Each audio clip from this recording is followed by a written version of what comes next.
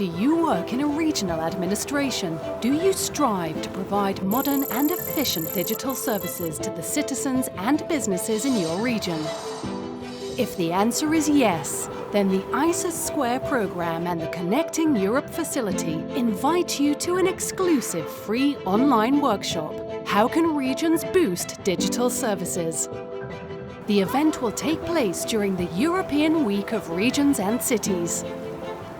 On 14th of October 2020, we will bring together representatives of regions and cities from all over Europe with one goal: to shed light on the best practices and available resources for the design and delivery of digital public services. During the session, you will learn about open source solutions designed specifically for the delivery of digital public services. These solutions have been developed by the European Commission and are ready to be reused in your region and municipality.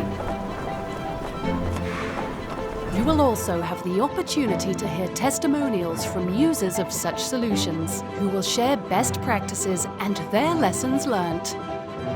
Finally, we will work together to brainstorm how the European Commission can help you address challenges related to digitization. Sounds interesting? Register today. Places are limited.